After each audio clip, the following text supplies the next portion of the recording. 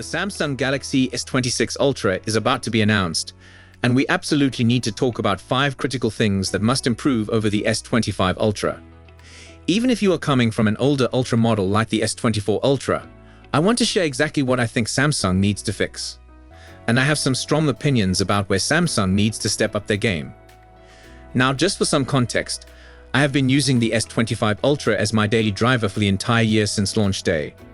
I am honestly not sure if I am going to trade this one in or keep it when the S26 Ultra drops. Throughout this year, you have seen me praise the S25 Ultra countless times. I actually called it my phone of the year for 2024, and that was not because it had the absolute best specs on paper.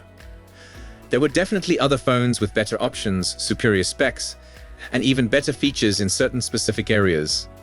But as a complete package, the S25 Ultra still offers just so much value and functionality.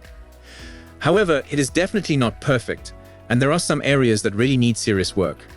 Today, I'm going to break down exactly what Samsung needs to improve to make the S26 Ultra truly exceptional. Let's start with the first and biggest issue that is on the top of everyone's mind when they are looking to upgrade their phone. 1. Battery life. The biggest pain point, battery life, is absolutely the number one area where the S25 Ultra needs major improvement. The efficiency has been pretty decent with this phone thanks to the Snapdragon for Galaxy chip they have been using for years. The custom Snapdragon definitely helps this phone maintain good efficiency compared to older Samsung phones. But for some mysterious reason, it still consistently loses to the competition when it comes to actual battery life. Now I understand that competitors are moving to silicon carbon battery technology.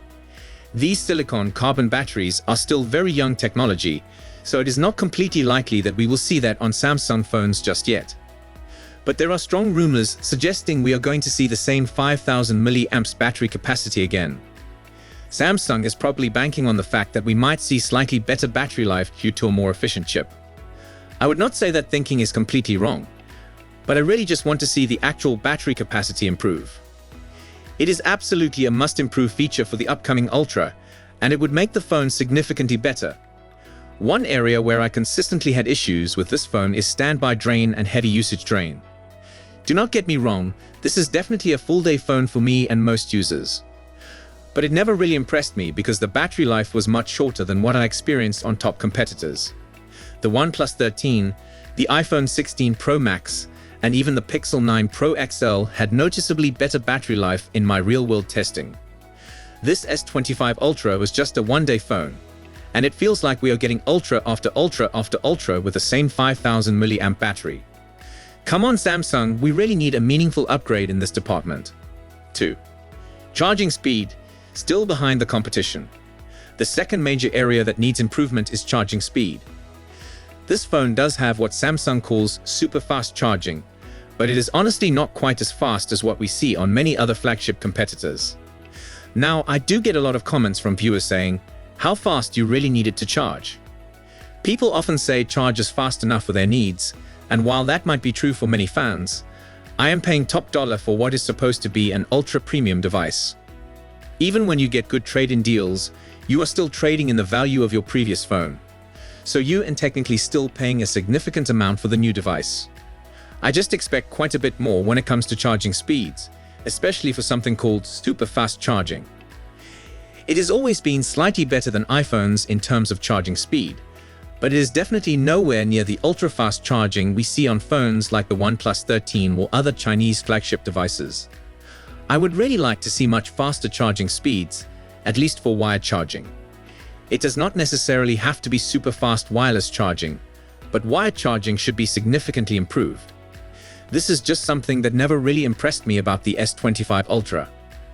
It does a decent job, but it is just not the crazy fast charging experience you'd expect from a phone called Ultra. 3. Weight and feel, still room for improvement. The third area that needs work is the weight and overall feel in your hand. Samsung actually improved this substantially with the S25 Ultra compared to the previous S24 Ultra.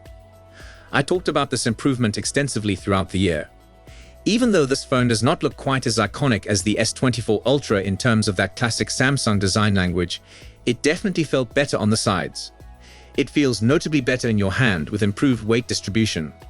Generally, This phone all year long has felt like a nicer, lighter, more balanced package. But when you compare it to some other flagship phones in this premium market segment, Samsung definitely still has some work to do. I think they can make it noticeably more comfortable to hold and use daily. It could definitely be a bit less brick-like and reduce the overall weight if they can manage that while still increasing the battery capacity. That is an area of improvement I think is absolutely achievable on the next Ultra phone. But let's not go too far in the weight reduction that they get rid of the S Pen, because the S Pen is still an incredibly important feature for this device. The S Pen really sets this phone apart from almost all the competition. Most other phones that offer stylus support are usually cheaper, budget-oriented, or mid-range devices.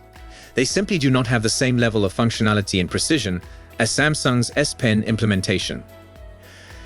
Samsung did decrease some functionality this time around by removing some of the Bluetooth features from the S Pen. I would not be surprised if those features made a comeback, since many people complained about their removal.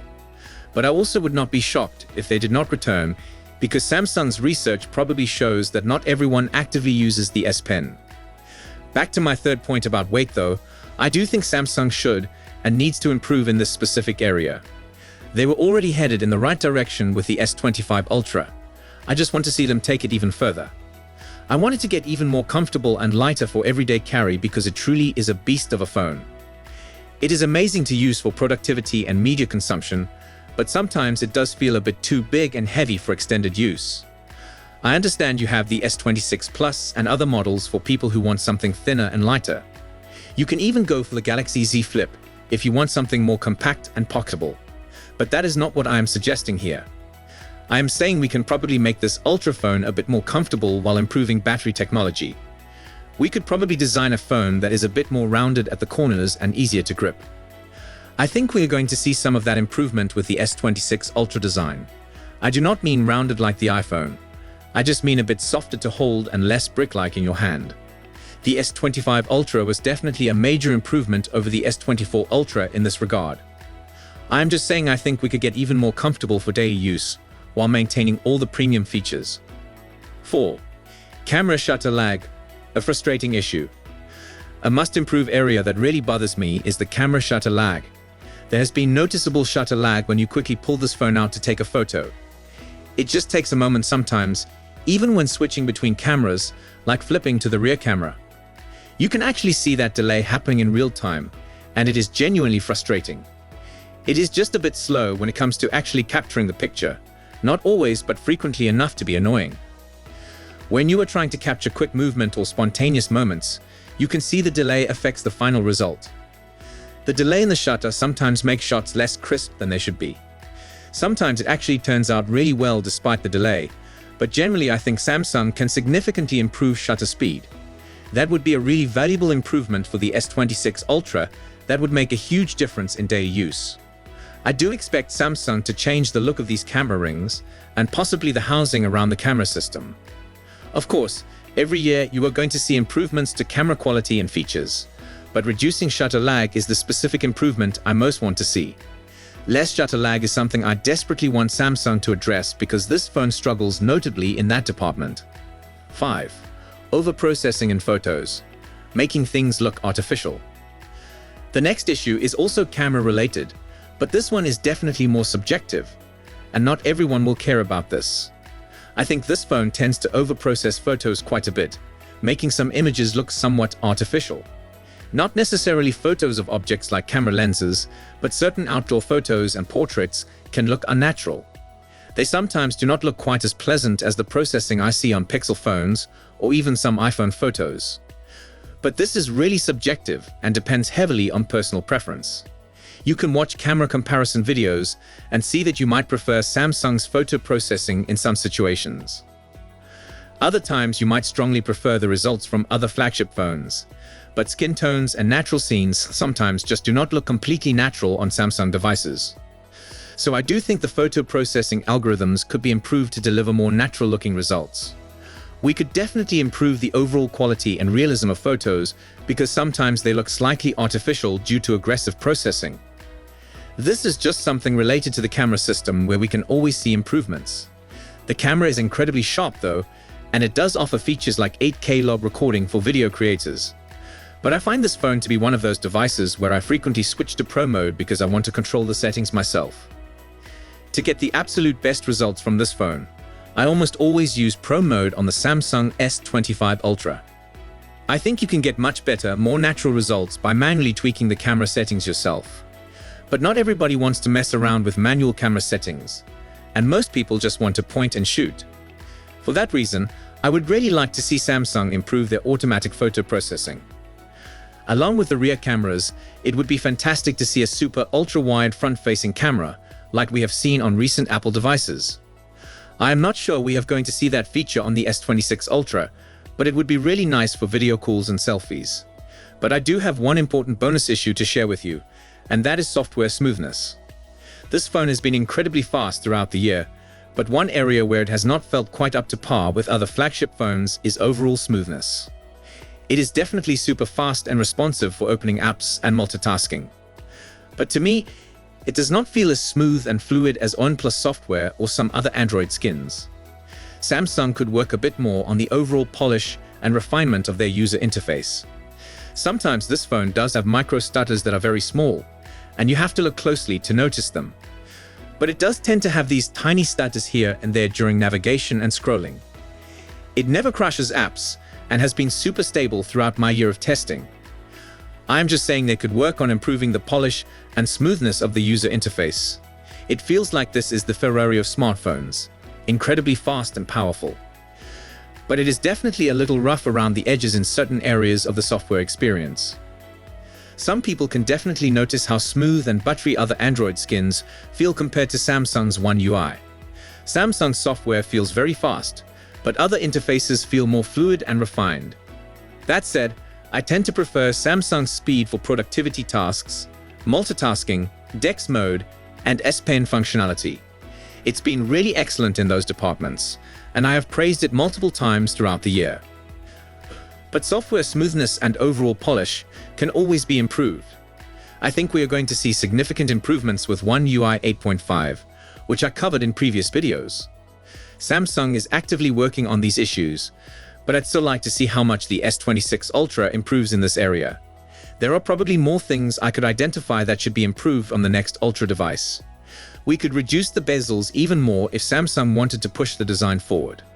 That would definitely be a nice upgrade to have for a more modern look. I'm actually really looking forward to under-display camera technology, so we do not have any visual obstructions. No punch holes or notches or anything like that interfering with the display. That is also an area I'd love to see improved, but I am not confident we'll see that technology this year. I also don't love seeing these antenna lines on the sides of the phone. I know we absolutely have to have antennas for cellular and Wi-Fi connectivity, but sometimes it looks cleaner when they are just integrated seamlessly within the phone design rather than being visible lines. The S25 Ultra has been truly excellent throughout this entire year. It really has been an outstanding phone. But I am definitely looking forward to seeing what Samsung does with the S26 Ultra. These are the specific areas where I think Samsung really needs to focus their improvement efforts. I actually think some of these improvements are going to come true based on rumors and Samsung's typical upgrade patterns. So make sure to stay tuned because we are going to do comprehensive S26 Ultra comparisons and reviews here on the channel. And let me know in the comments if you agree with the things I think should be improved or if you disagree with any of my points. If you bought an S25 Ultra, are you planning on keeping it, or are you waiting to see what Samsung announces first? Are you potentially planning to return your S25 Ultra and upgrade to the S26 Ultra depending on what gets announced? I am really curious to know how you feel about this upcoming lineup of devices and whether these improvements matter to you. Let's have a great discussion about it down in the comments section. So if you enjoyed this video, please don't forget to give it a thumbs up and subscribe to our channel for more exciting tech news and updates. Thanks for watching, and we'll see you in the next one.